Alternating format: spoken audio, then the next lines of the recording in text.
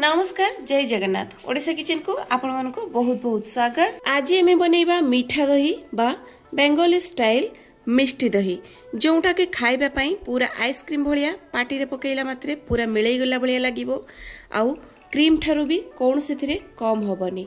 ताले चलंतु कि भली प्रोसेस रे मु आज रही रेसिपी को बनैछि देखिबा। मीठा दही बनैबा पई हमको फास्ट दरकार खीर। मु एठी नैछि गोटे पैकेट खीर। आपण चाहिले गाई क्षीर नहीं पारे। एपटे बसई ना आम गोटे कड़ई आ कड़ई गरम हो गला ता देहरे देदेबा 2 ରୁ 3 चमच मापर पानी। पानी देवा फल कौन हम ना आम जो क्षीर को फुटेबा सेटा सहजरे तले लगिजी। आपड़ जो डेली भी जो क्षीर फुटाऊँ घरे एमती तले प्रथमे 2-3 चमच पानी देदेबे। देले डिक्ची हो कि कड़ई क्षीरटा तले लगिजी आ जल्दी पोड़ीजी। तो मुझे 2 पैकेट जाक क्षीर को कड़ई रे देदेली। क्षीर को ये आम प्रथमे फुटापी छाड़ा। आउ दरकार आमको दही। मुझे नहीं जाऊँगी गोटे कप पाखापाखि दही। दही को मुझे गोटे स्ट्रेनर रे रखी। आउ दही देहरु पानी को मु पूरा भल भाव रिलीज करनेबी। फ्रेश दही ने बिल्कुल भी खटा दही नेबेनी। एठी क्षीर फुटी आसलानी बा उतरी गलानी। आमे कौन करवा क्षीर को ए स्टेज रे कंटिन्यूअसली चलई चलिबा जहा फल कौन हम ना क्षीर देहरे जेमती सर बिल्कुल भी न पड़े से प्रति ध्यान देबे। एठी आमे क्षीर को टिके बहल करिकी फुटेइबा जहा फल कौन हम दहीटा हमर टिके गाढ़ बनिबो। अधिका बहल करबानी बस फुटिबार 10 ରୁ 15 मिनिट पर्यंत आमे क्षीर को आउ टिके फुटेइ नबा। एठी 10-15 मिनिट परे क्षीरटा फुटी जावा परे देखि पारथिबे हल्का हल्का टिके अल्प बहलिया ही आसलानी। एबे हमें याको आउ बहल करबानी गैस रो फ्लेम को बंद कर देबा। आउ किछि समय पई छाड़ीबा जेमति कि ठंडा हो जिवो क्षीरटा। तार भितरे एपटे हमें बसई नबा गोटे फ्राइंग पैन। आ फ्राइंग पैन देरे देई दउची मु चीनी। मु एई कप रे नेची हाफ कप चीनी माने 50 ग्राम रो चीनी।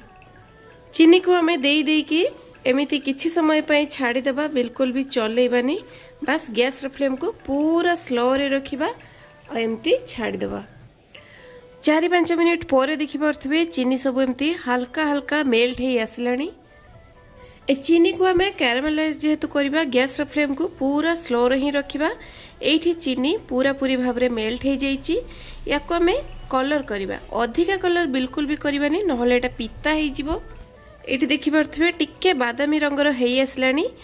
तेणु आमे एठी कोन करबा ना गैस रो फ्लेम को पूरा बंद कर देबा। नहले कैरामेलाइजटा अधिका जदी जळी जाउची ताहले हमर मीठा दहीटा पित्ता टेस्ट आसी जिवो। गैस रो फ्लेम बंद कर दे कि आमे तापर दे देबा क्षीर।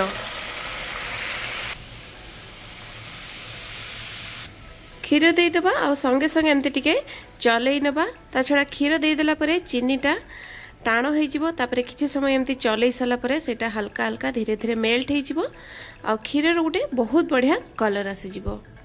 फास्ट एमती टिके स्पैचुला रे लागी जिवो किंतु व्यस्त होबार किछि नाही। सेटा पुणी गैस रो फ्लेम को ऑन कर देबे आ लो फ्लेम रे ताको एमती चलई चलिबे देखिबे धीरे धीरे एटा स्पैचुला रु मेल्ट हो जिवो। तो एबे कोन करबा कैरामेलाइज करिथिबा क्षीर को आमे नॉर्मल क्षीर देहरे एमती मिसई देबा। मिसई देकी भल भाव एमती टिके चलई नबा। आ चलई साला परे देखि पारथिबे क्षीरर कलरटा केते सुंदर चेंज हो गला आ बहुत बढ़िया कलर आसीगला। आउ टिके बनैबा पई मीठा या देरे आमे आउ हाफ कप चीनी दे देबा। जेते टिके भल भाव मीठा हबो हमर मीठा देर टेस्टटा सेते बढ़िया आसीबो। तो चीनी देकी याको आमे मेल्ट कर नबा।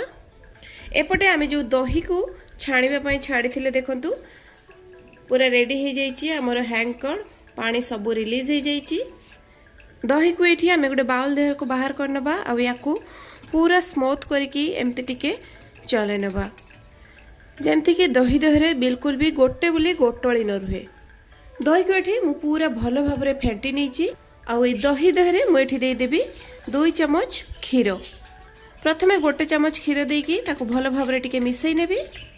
तापरे आउ गोटे चमच क्षीर देदेवी आउ भल भाव मिसई नेबी। ए क्षीर देहरे दही मिसई थिबा बाउलटा को मु देदेवी क्षीर देहरे। आ दही और क्षीर को मुझे भल भाव पूरा मिसवा पर्यंत एमती चलई नेबी। एठी क्षीर आ दही को मु भल भाव मिसई नहीं। क्षीरटा हल्का हल्का उषुम अच्छी।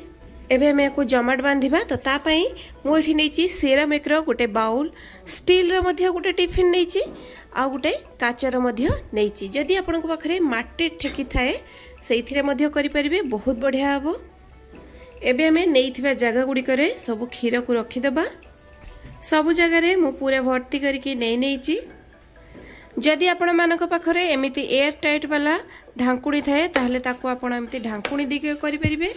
नहले जदि फॉइल पेपर थाए ताहले फॉइल पेपर साहाय्य रे एमिति ताको मोड़ी के कवर करके रखि परिबे। सब को फॉइल पेपर गुड़े सारा पर आम कौन करवा ना गोटे सफा मोटा टावेल साहाय्य याको एमती घोड़े रखिए और बिल्कुल भी हलैबेनी। टिके गरम करके एमती घोड़े रखिए 7 ରୁ 8 घंटा पर्यंत।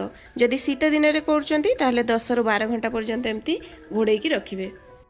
एठी पूरा पूरी 10 घंटा पर मु आपनको देखौची पूरा पूरी ओवरनाइट मु या को रखी देइथिली।